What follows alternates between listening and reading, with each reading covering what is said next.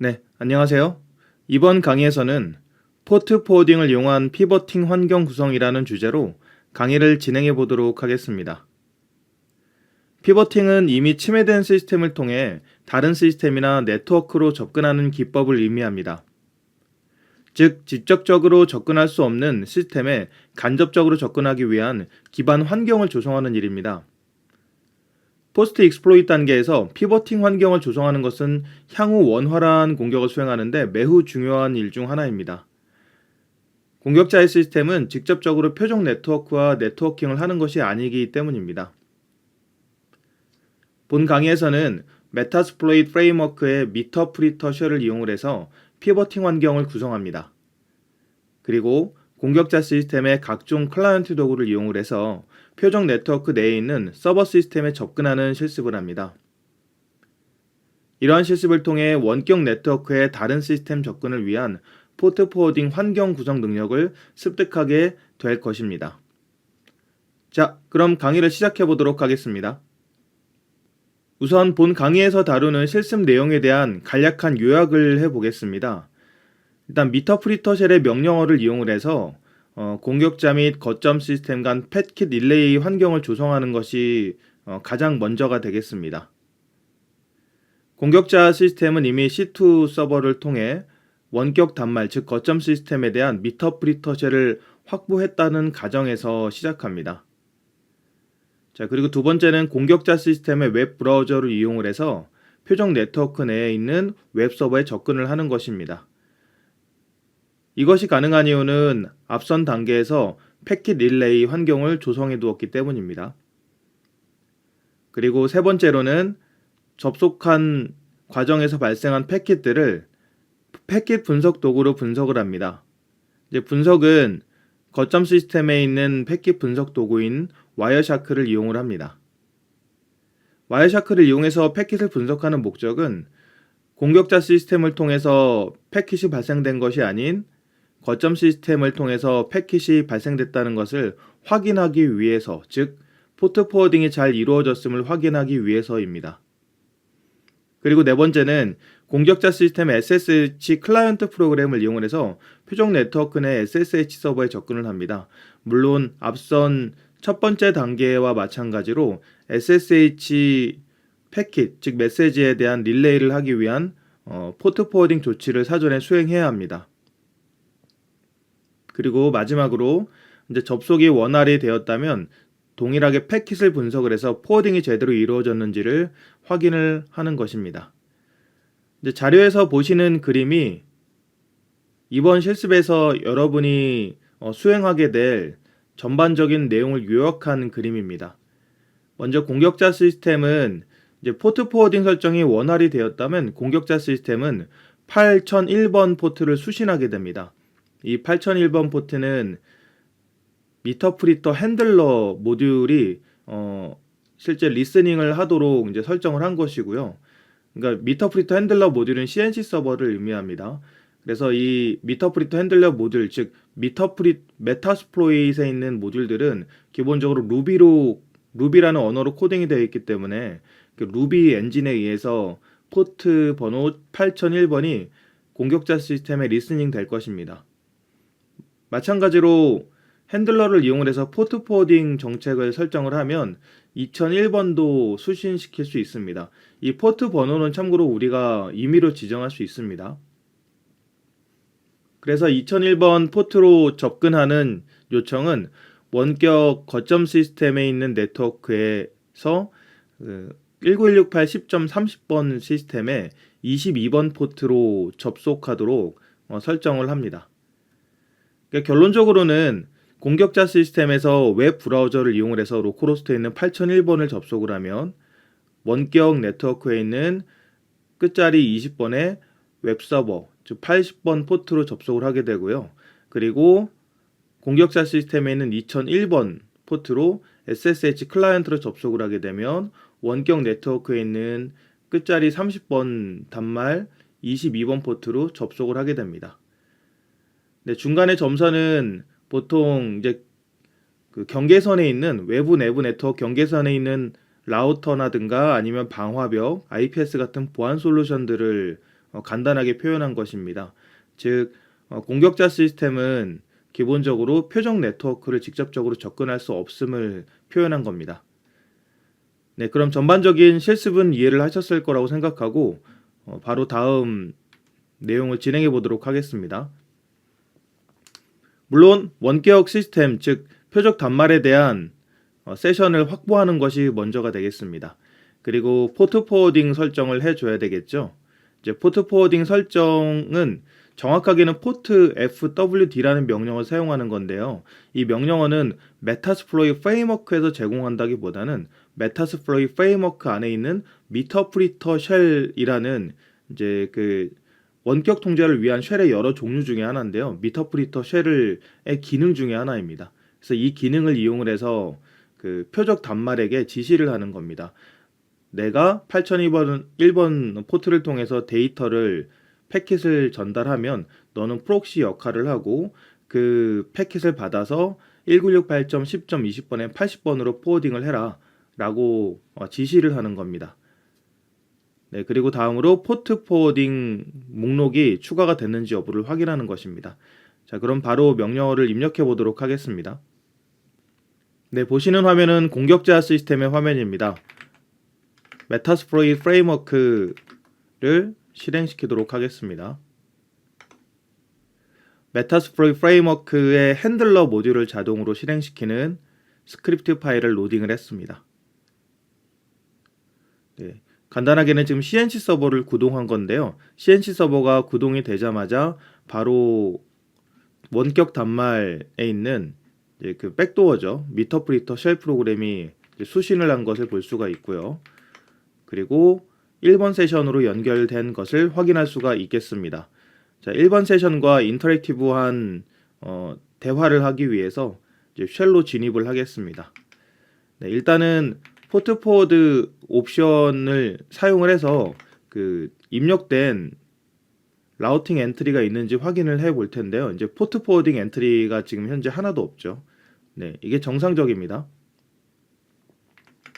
이제 포트 포워딩 작업을 해 보겠습니다.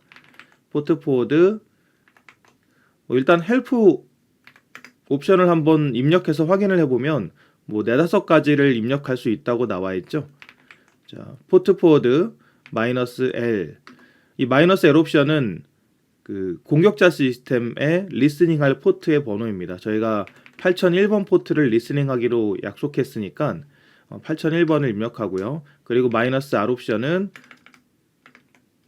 거점 시스템, 즉 원격에 있는 이제 빅팀 시스템이 포워딩을 할, 그러니까 패킷을 전달할 원격 시스템을 의미합니다.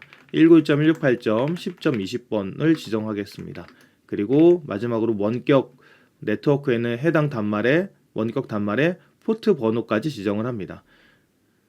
네.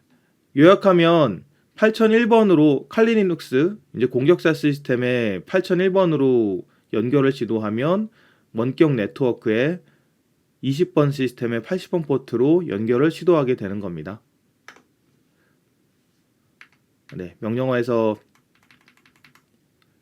add 옵션을 줘야 엔트리가 추가가 됩니다. 네, 그리고 리스트 옵션을 사용을 해서 추가가 됐는지 여부를 확인하겠습니다. 네, 추가가 됐으면 혹시 모르니까 저희가 중복으로 한번 확인해 보겠습니다. LSOF 명령어를 이용을 해서 현재 리스닝 중인 포트 번호 그리고 그 포트를 책임지고 있는 서비스가 루비인 것을 확인을 했습니다. 자, 그럼 이제 브라우저를 이용해서 접속을 해 보겠습니다. 브라우저는 편하신 거 사용하시면 되겠습니다.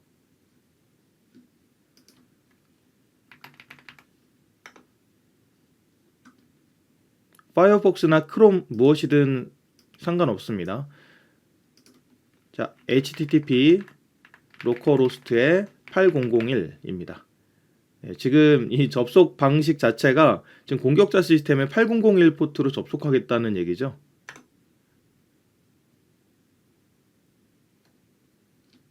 네, 보시는 것처럼 릴레이가 제대로 돼서 표적 네트워크에는 그 거점 시스템한테 패키지 전달이 됐고, 그리고 다시 원격에 있는 원격에 있는 이제 192.168.10.20번 이제 표적 네트워크에 있는 다른 서버겠죠. 웹 서버에게 그 패킷을 전달한 것을 볼 수 있습니다.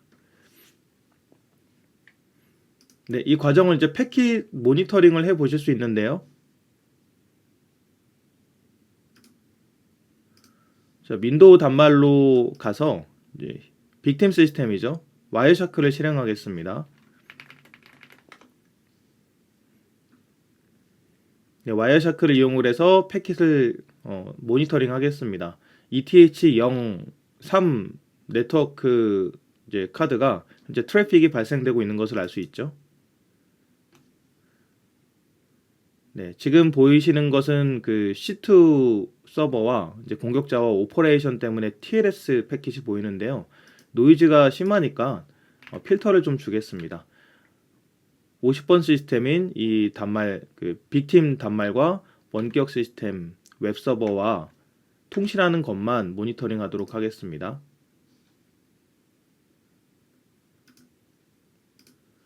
네, 패킷을 좀 늦게 잡았으니까 다시 한번 접속 시도를 해보겠습니다. 네, 엔터키 누르고 웹 서버를 한번 방문도 해보겠습니다. 네, 잘 서핑이 되죠? 네, 문제없이 잘 웹사이트가 보이는 걸 확인할 수 있습니다. 이제 접속이 완료가 충분히 되었다고 판단이 되셨으면 이 라우팅 환경, 패킷 포워딩 환경을 이제 클리어하겠습니다. 포트 포워드 플러시라는 명령어를 입력하면 이제 환경의 포워딩 그 포워딩 목록들이 다 지워집니다. 자, 리스트 명령으로 확인해 보면 다 없어지죠.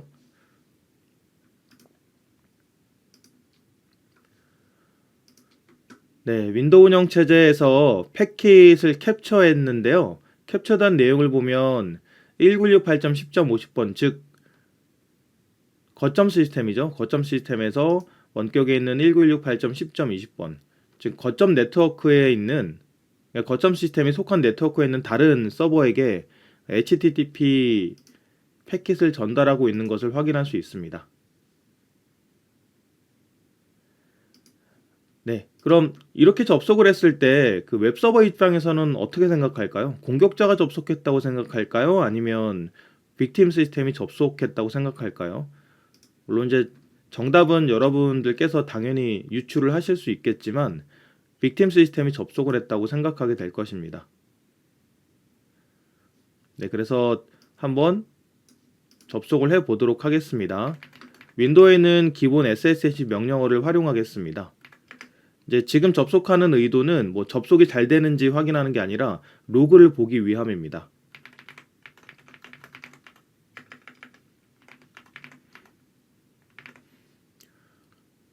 빅팀 시스템, 즉 거점 시스템에서 그 같은 네트워크에 있는 웹서버, 아까 우리가 포트 포워딩 대상 시스템이죠. 웹서버로 접속을 시도하겠습니다. 아이디는 루트, 패스워드는 랩입니다.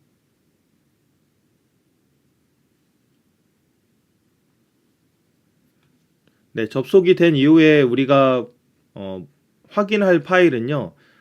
아파치 웹 로그 파일입니다. 보통은 리눅스에서는 var 로그의 폴더에 있습니다.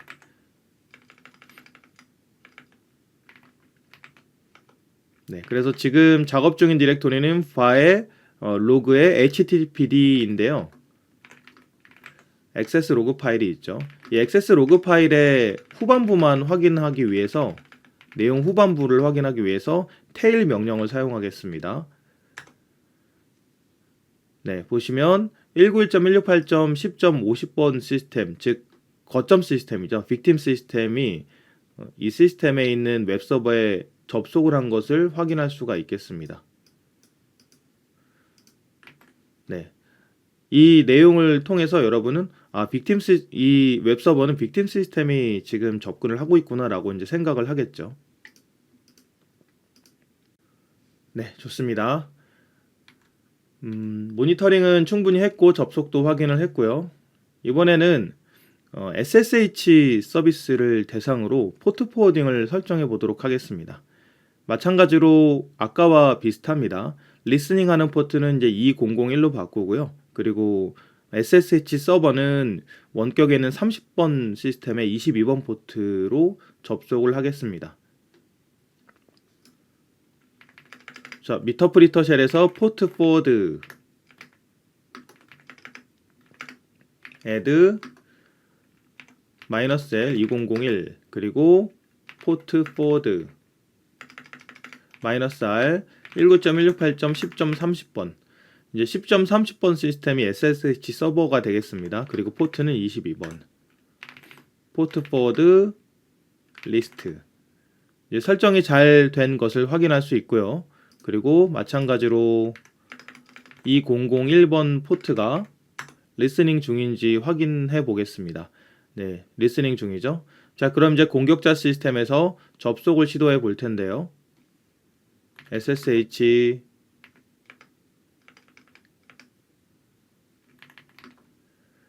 루트에 로컬호스트. 네. 지금 나 자신이죠. 공격자한테는. 그리고 나 자신의 2001번으로 접속하겠습니다. 라고 입력했습니다.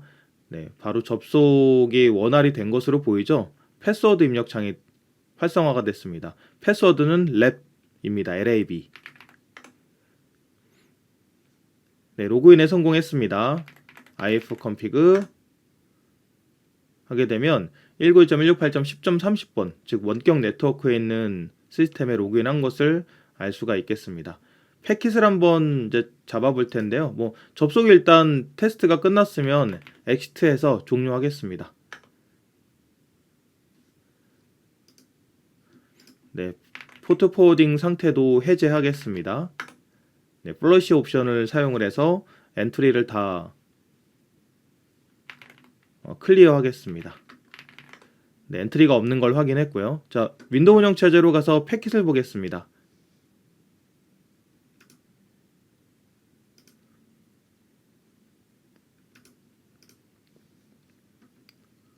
윈도우 운영 체제에서 앞서 실행했던 와이어샤크 프로그램을 이제 볼 텐데요. 저희는 이제 30번 시스템에 접속을 했으니까 30번 시스템에 접속한 내용을 보겠습니다. 네, 마찬가지로 우리 단말 시스템에서는 직접적으로 30번 시스템에 이제 접속을 하지는 않았죠. 공격자가 접속을 했죠. 예, 근데 이 패킷을 보시면 그 공격자가 접속한 흔적들이 이제 보입니다. 여기는 모든 SSH 통신은 사용자의 의도와는 상관없이, 빅팀 시스템 의도와는 상관없이 이제 프록싱이 된 미터프리터 쉘에 의해서 발생된 SSH 패킷이라고 볼 수 있겠습니다. 마찬가지로 우리가 확인은 안 해봐도 되겠지만 30번 시스템이죠. 이 SSH 서버의 인증 로그를 보면 거점 시스템의 IP가 접속한 것으로 당연히 보여지게 될 것입니다. 네, 그럼 이제 설명은 충분히 한 것 같고요. 강의 요약하겠습니다. 첫 번째, 포스트 익스플로이트 단계에서 표적 네트워크에 존재하는 시스템에 접근하기 위해서는 피버팅 환경이 조성되어 있어야 됩니다. 이제 피버팅 환경을 조성하기 위해서는 대표적으로 수행하는 일 중 하나가 포트 포워딩을 통한 패킷 릴레이입니다. 말 그대로 포트로 수신되는 메시지, 이제 이 메시지는 응용 계층의 헤더하고 페이로드를 의미합니다. 뭐 HTTP 헤더나 뭐 SSH 헤더나 뭐 바디나 페이로드 같은 것들을 의미합니다. 이러한 메시지를 원격 네트워크에 있는 호스트나 포트로 포워딩하는 기술입니다. 그러니까 말 그대로 포트 포워딩입니다. 포트 간의 포워딩이죠. 근데 이제 이 기술의 불편한 점은요, 포트하고 포트가 정확하게 바인드 됐다는 것이기 때문에 다른 시스템이나 다른 포트로 유연하게 접근을 하기 위해서는 다시 설정을 해야 된다는 불편함이 있죠. 지금 여러분이 본 실습을 통해 하신 것처럼요. 그래서 이런 것들을 조금 더 유연하게 하기 위해서 여러분이 지금 포트 포워딩 말고도 향후에 이제 기회가 되시면 프록시로 활용하는 릴레이 방식 중에서 속스 프록시라는 이제 기술이 있습니다.